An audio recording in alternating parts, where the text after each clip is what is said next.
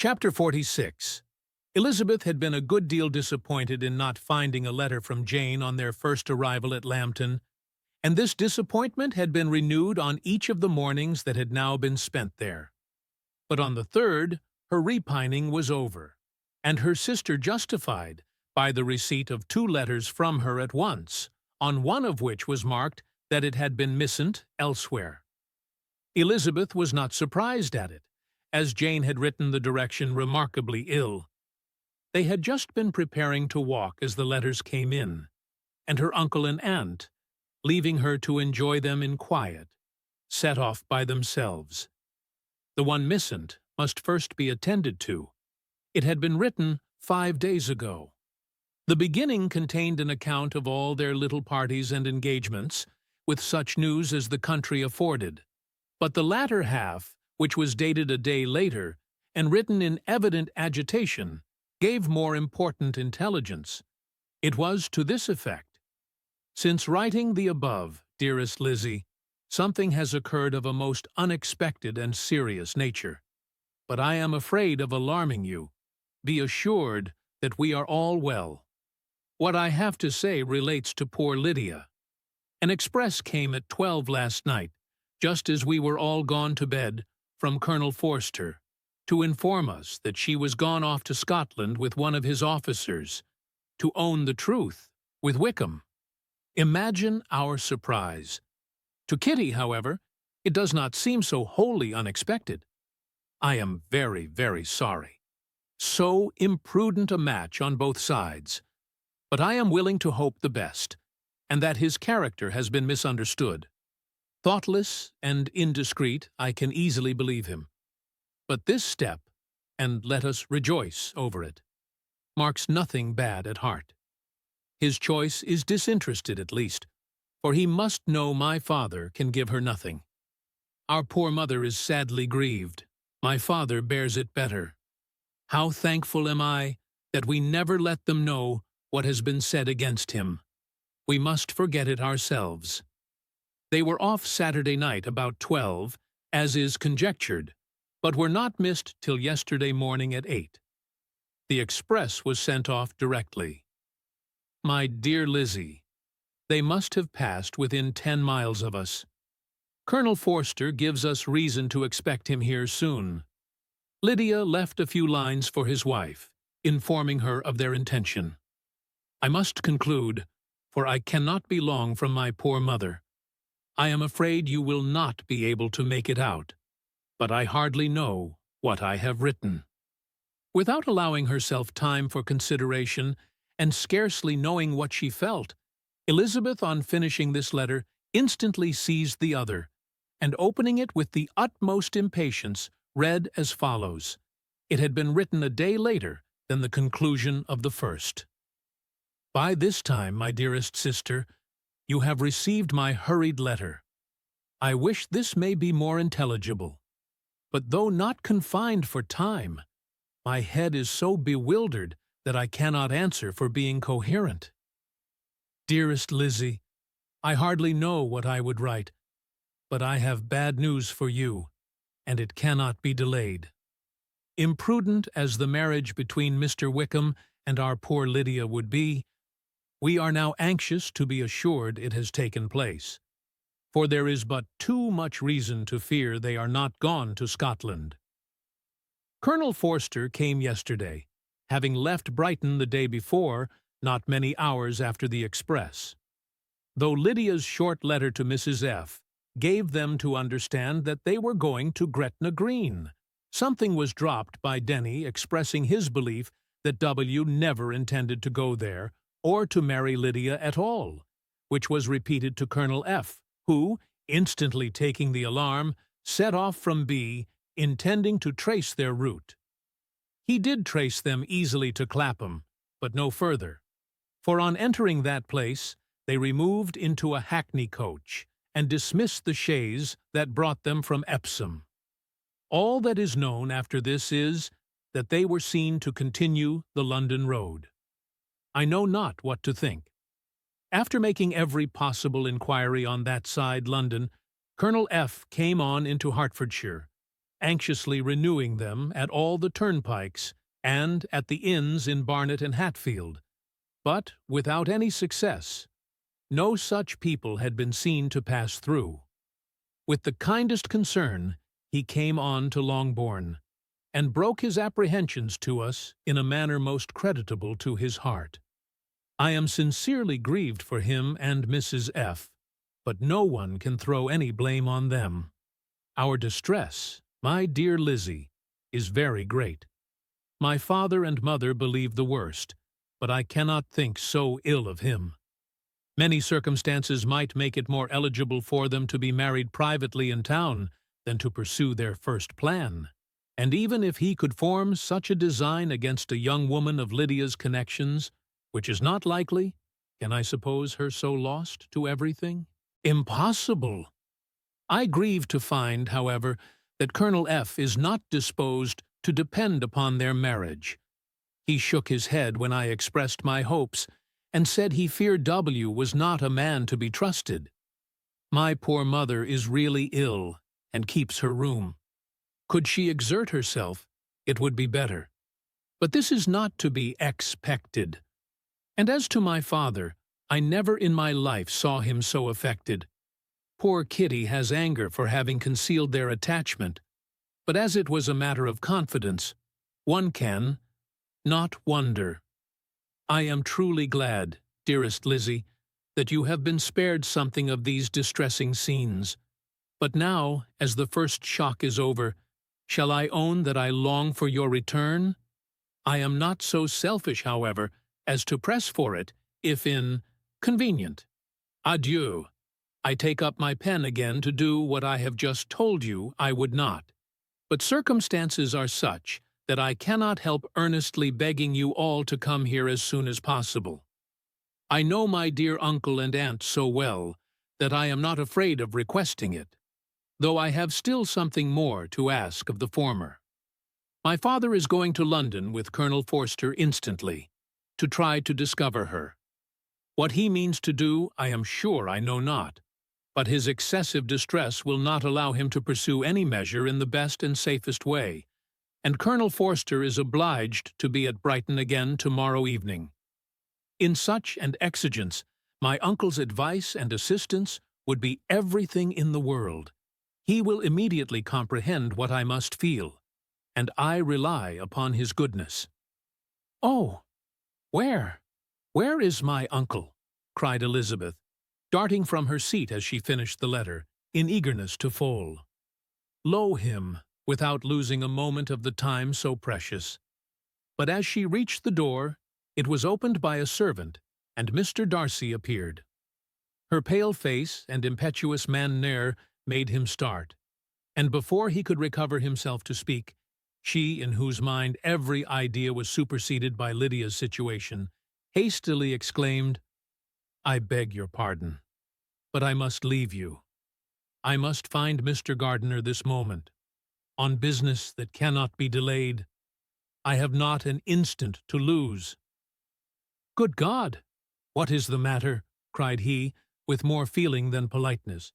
Then, recollecting himself, I will not detain you a minute, but let me, or let the servant go after Mr. and Mrs. Gardiner. You are not well enough. You can not go yourself. Elizabeth hesitated, but her knees trembled under her, and she felt how little would be gained by her attempting to pursue them. Calling back the servant, therefore, she commissioned him, though in so breathless an accent as made her almost unintelligible, to fetch his master and mistress home instantly. On his quitting the room she sat down, unable to support herself, and looking so miserably ill that it was impossible for Darcy to leave her, or to refrain from saying in a tone of gentleness and commiseration, Let me call your maid. Is there nothing you could take to give you present relief? A glass of wine. Shall I get you one? You are very ill. No, I thank you, she replied, endeavoring to recover herself. There is nothing the matter with me. I am quite well. I am only distressed by some dreadful news which I have just received from Longbourn. She burst into tears as she alluded to it. and for a few minutes could not speak another word. Darcy, in wretched suspense, could only say something indistinctly of his concern and observe her in compassionate silence. At length she spoke again. "I have just had a letter from Jane, with such dreadful news. It cannot be concealed from anyone. My younger sister has left all her friends, has eloped, has thrown herself into the power of Mr. Wickham. They are gone off together from Brighton. You know him too well to doubt the rest. She has no money, no connections, nothing that can tempt him to. She is lost forever." Darcy was fixed in astonishment. "When I consider," she added in a yet more agitated voice, "that I might have prevented it, I, who knew what he was. Had I but explained some part of it only, some part of what I learnt, to my own family. Had his character been known, this could not have happened. But it is all too late now." "I am grieved indeed," cried Darcy. "Grieved, shocked. But is it certain, absolutely certain?" "Oh, yes. They left Brighton together on Sunday night, and were traced almost to London, but not beyond. They are certainly not gone to Scotland." "And what has been done? What has been attempted to recover her?" "My father is gone to London, and Jane has written to beg my uncle's immediate assistance, and we shall be off, I hope, in half an hour. But nothing can be done. I know very well that nothing can be done. How is such a man to be worked on? How are they even to be discovered? I have not the smallest hope. It is every way horrible." Darcy shook his head in silent acquiescence. "When my eyes were opened to his real character, oh, had I known what I ought, what I dared to do, but I knew not. I was afraid of doing too much. Wretched, wretched mistake." Darcy made no answer. He seemed scarcely to hear her, and was walking up and down the room in earnest meditation, his brow contracted, his air gloomy. Elizabeth soon observed and instantly understood it. Her power was sinking. Everything must sink under such a proof of family weakness, such an assurance of the deepest disgrace.